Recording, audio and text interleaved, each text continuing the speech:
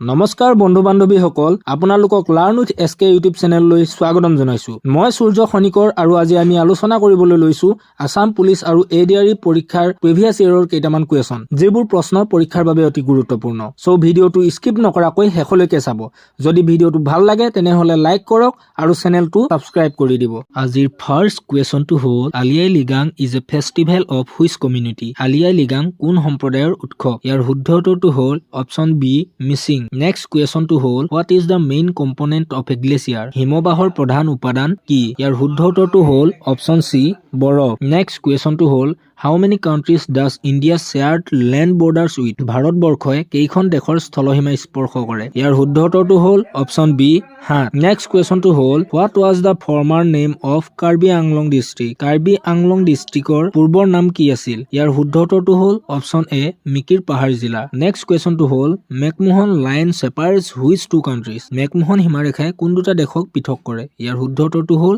option সি ভাৰত আৰু চীন Next question to hold which community of Assam has Soklong system of weddings অসমৰ কোন সম্প্ৰদায়ত চকলং পদ্ধতিত বিবাহ অনুষ্ঠিত হয় ইয়াৰ শুদ্ধ উত্তৰটো হ'ল অপচন ডি আহোম আহোমসকলৰ বিবাহ প্ৰথাক চকলং বুলি কোৱা হয় Next question to hold which of the following sea passes connects Asia with Europe নিম্নলিখিত কোনটো সমুদ্ৰ পথে এছিয়াক ইউৰোপৰ সৈতে সংযোগ কৰে ইয়াৰ শুদ্ধ উত্তৰটো হ'ল অপচন এ সুয়েজ খাল Next question to hold which country is known as the cockpit of Europe নিম্নলিখিত কোনখন দেশক ইউৰোপৰ ককপিট বুলি জনা যায় ইয়াৰ শুদ্ধ উত্তৰটো হ'ল option B Belgium Next question to hold গুভাৰাজা is the titular King of which community গুভা ৰজা কোন সম্প্ৰদায়ৰ উপাধি ইয়াৰ শুদ্ধ উত্তৰটো হ'ল option D Tiwa Next question to hold Kathakali is a dance form of which state Kathakali কোনখন ৰাজ্যৰ এক নৃত্য শৈলী ইয়াৰ শুদ্ধ উত্তৰটো হ'ল option C Kerala Karsing is a hill station in the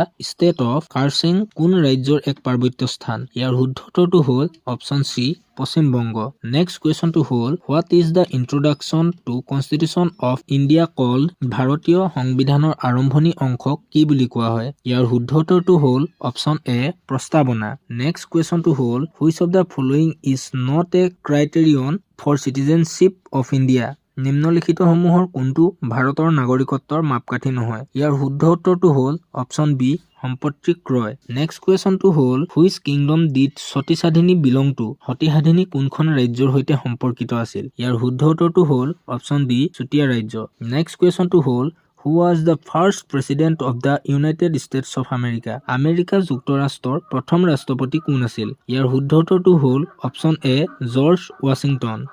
Next question to hold in which continent is the Amazon rainforest found Amazon বৰ্ষাৰণ্য কোনখন মহাদেশত অৱস্থিত ইয়াৰ শুদ্ধ উত্তৰটো হ'ল অপচন ডি দক্ষিণ America Next question to hold which of the following is responsible for converting milk to curd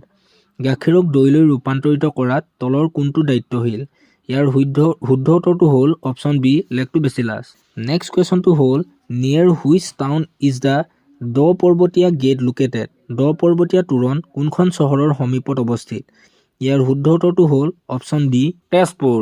Next question to hold identify the southernmost river amongst the following নিম্নলিখিত নদীসমূহৰ মাজত আটাইতকৈ দক্ষিণত অৱস্থিত নদীখন চিনাক্ত কৰক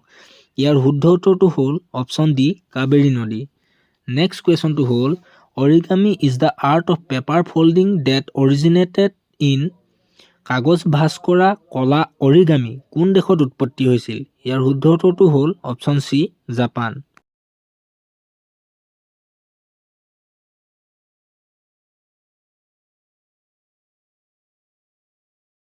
সো